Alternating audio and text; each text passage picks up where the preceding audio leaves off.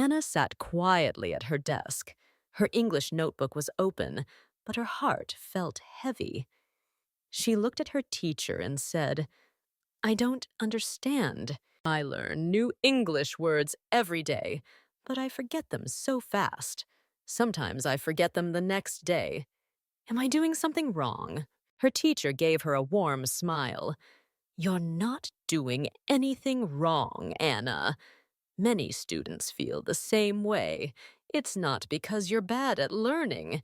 It's because the way you learn might not work for your brain." Anna was surprised. "Really?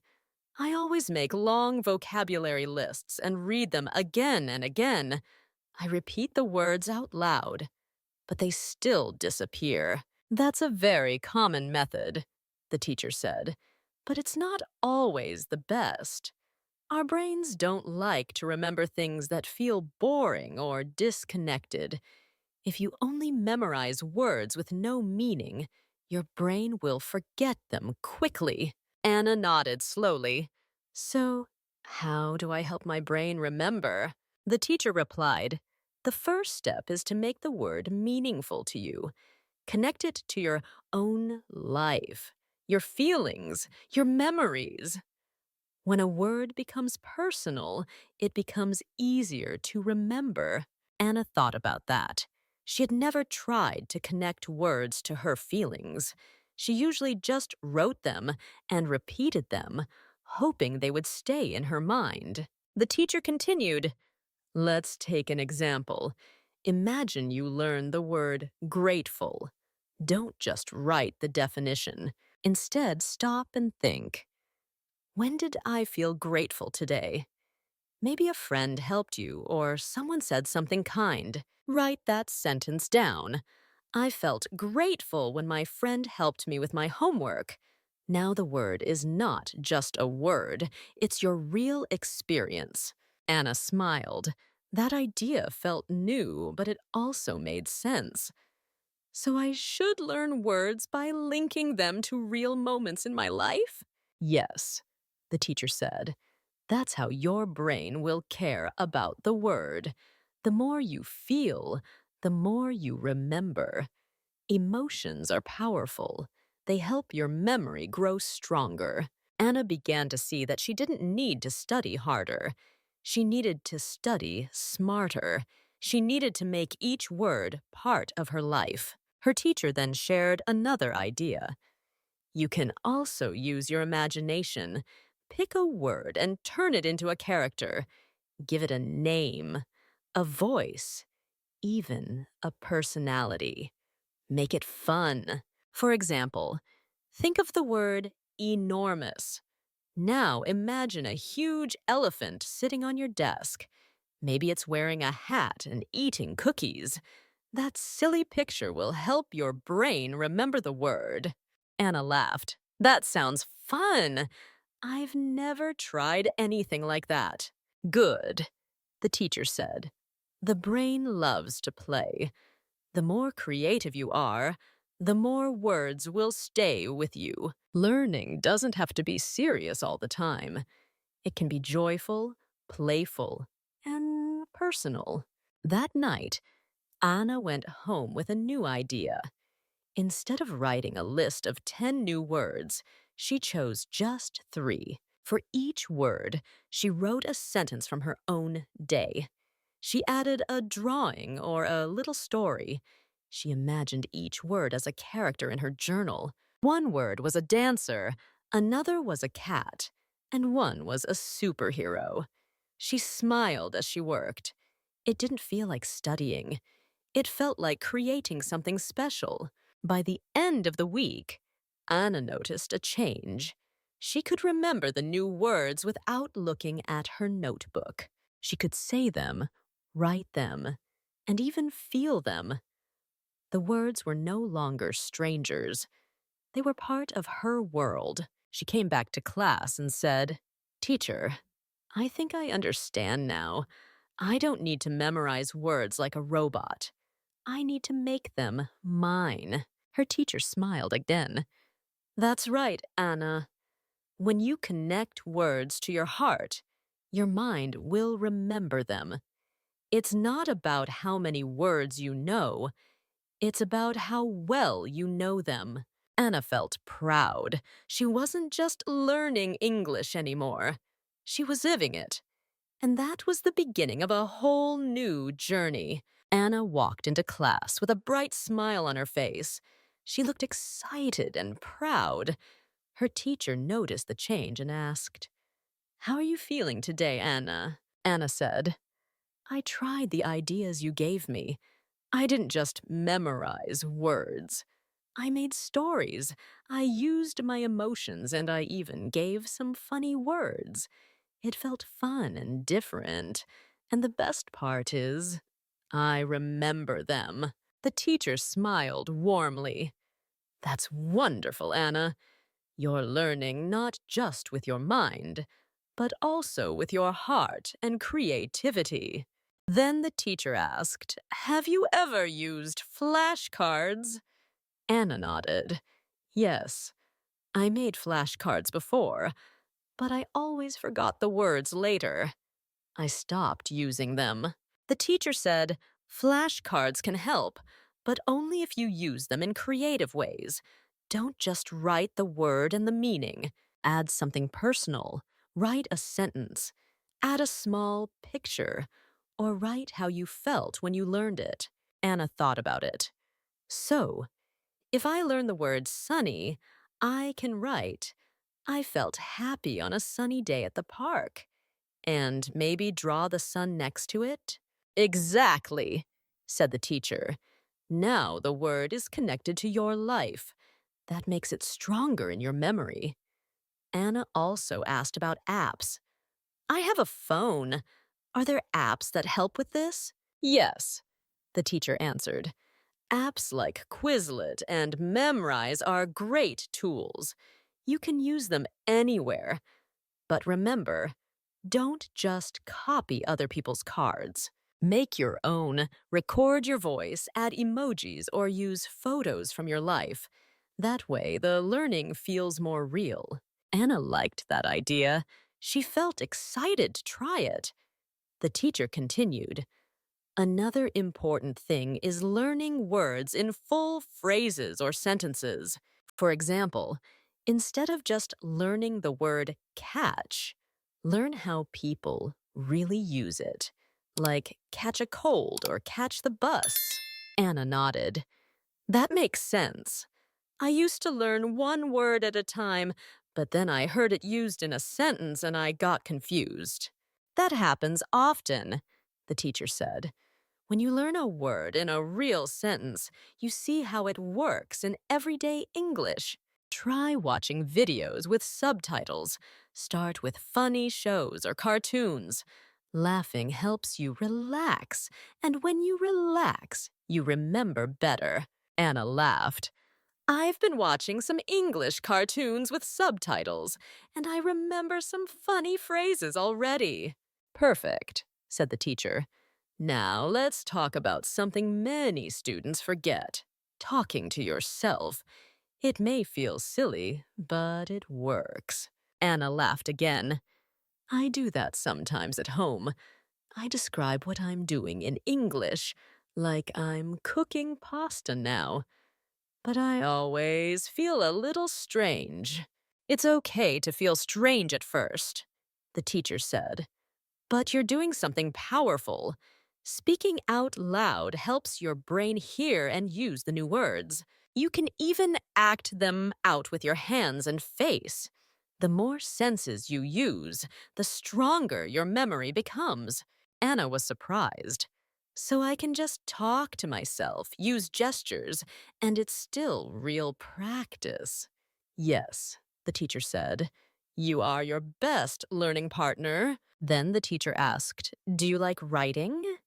Anna said, "I usually type things.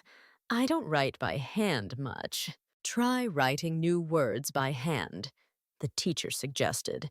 "Science shows that writing with a pen helps your brain focus more. You can start a small vocabulary notebook. Use colors, draw small pictures, write short stories, or even letters to yourself using new words. Anna liked that idea. She bought a small notebook that evening and started writing new words with colorful pens. She added little doodles and made short letters to herself like, "Dear Anna, you're doing great. Today you learned the word brave. That's what you are." Each page felt personal. Each word felt like a part of her story. By the end of the week, Anna noticed she was remembering more words. And not just remembering them, she could use them in real life. She was more confident, more playful, and more curious. She didn't feel like a student memorizing a long list anymore. She felt like a storyteller, an artist, and a friend of the English language. Learning words became something she looked forward to. It was no longer a task, it was a joy, and that joy made all the difference. Anna came to class with a small blue notebook in her hands. There were stars on the cover and colorful words inside. She walked up to her teacher and said with a smile, "I made something special. I call it my word wall." She opened the notebook to show her teacher the pages. Each page had words that she liked. She wrote each word in a different color. Next to the word, she drew pictures, wrote example sentences, and even added how the word made her feel. Some words were happy, like joyful. Others were strong, like brave, and some were soft and quiet, like gentle. The teacher looked in the notebook and said, "Anna, this is beautiful. You've done more than just learn words. You've made them a part of who you are." Anna nodded. "I also put sticky notes all around my apartment. My mirror says beautiful. My fridge says cold. My window says bright. I see English words every day. I don't just study them, I live with them." The teacher smiled. "That is exactly what we want. English should not be something far away. It should live with you, around you, inside you." Anna also told her teacher that she had changed the language on her phone. Now, everything on her screen was in English. Her weather app said sunny. Her alarms said time to focus. And her daily reminders said, "Be kind" or "Stay strong." Reading these simple messages helped her practice new words again and again. Learning vocabulary this way didn't feel like school.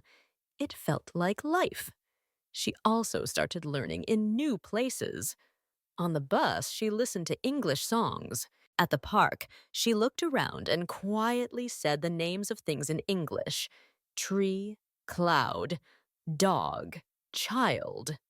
In cafe, she read menus in English and imagined small stories like, "The woman is drinking tea. She looks tired, but happy." Every place became a small English classroom. Her teacher taught her one more useful idea. When you learn a new word, try learning its family. For example, if you learn the word hope, also learn hopeful, hopeless, and hopefully. That way you can use the word in many ways. Anna liked that. She started drawing word trees in her notebook. One word in the middle and the other forms around it like branches. She used colors to show verbs, nouns, and adjectives. It helped her see the connection between words and how to use them in real life. Another idea that helped Anna was reading. She didn't read difficult books. She chose easy, fun stories, comics, short stories, even jokes. Sometimes she didn't understand every word, but that was okay. She didn't stop reading. She looked at the words around the new word and guessed the meaning. Most of the time, she understood it just fine. She also wrote down her favorite words from the stories, words that made her feel something. She didn't try to learn every new word. She only kept the ones that felt useful or interesting. This helped her enjoy reading more, and it helped her grow her vocabulary in a natural way. One evening, she sat with her notebook and read some of her old pages. She saw the word grateful and smiled. She remembered the day she wrote it. She saw enormous and laughed at the memory of the elephant on her desk. She read a letter she had written to herself. It said, "Dear Anna, you are learning more every day. You are doing better than you think." That night, she looked at her mirror. The word beautiful was still there. But now she didn't just read it, she believed it. Anna had changed the way she learned. She had also changed the way she saw herself. She was no longer afraid of forgetting words. Now, she knew how to make them stay. She gave them meaning, she gave them life, and they gave her confidence. Her English was not just in books anymore. It was in her world, her thoughts, her voice. And every new word was a new part of her story. Anna's journey was not just about learning English words. It was a journey of finding confidence, changing her mindset, and discovering new joy in learning. In the beginning, Anna felt confused and frustrated. She tried hard to memorize vocabulary, but nothing stayed in her memory. She thought maybe she wasn't good enough, or that her brain just couldn't do it. But everything changed when she learned one simple truth. Learning is not only about memory, it is about meaning. With the help of her kind and patient teacher, Anna stopped memorizing long lists. She began to connect words to her real life. She added feelings, stories, pictures, and fun. She played with words like toys and made them her friends. She used flashcards in a creative way. She talked to herself without shame. She watched cartoons, made jokes, wrote poems, and even turned her home into a small English world. Her phone, her mirror, her notebook, they all became her teachers. Slowly, English was no longer a subject in class. It became a natural part of her everyday life. Anna didn't need to be perfect. She needed to be present. She needed to enjoy the journey, not just chase results. And when she started to love the process, her memory got stronger, her vocabulary grew, and most importantly, she started to believe in herself. So, what is the lesson from Anna's story? The lesson is this: you don't need a special memory to learn English. You don't need to study for hours every day. What you really need is to feel connected. Use your imagination. Make learning fun. Use new words in your real life, even in small ways. Let English be part of your world, not just something in your textbook. You can do the same. No matter where you are, no matter your age or level, you can learn. You are capable. You are growing every day. Congratulations. If you're listening or reading this now, it means you've completed the full story. You didn't just learn new English. You practiced listening, understanding, and connecting. And that is a big step forward. Be proud of yourself. Now let's test your listening and understanding with a fun little question. What helped Anna remember English words better? A. Repeating words from a long list many times. B. Using feelings, stories, and her real life to learn words. Write your answer in the comments, A or B. If you enjoyed this story and it helped you learn, please subscribe to our channel so we can keep bringing you more stories and useful English content. Every subscriber helps us grow and reach more learners like you. And if you would like to support us, please consider donating to the channel. In the beginning, it's not easy to create high-quality content, but with your help, we can continue to make better videos and share more stories that inspire and teach. Thank you so much for being here. Keep learning, keep smiling, and remember, every word you learn is a step toward your dream.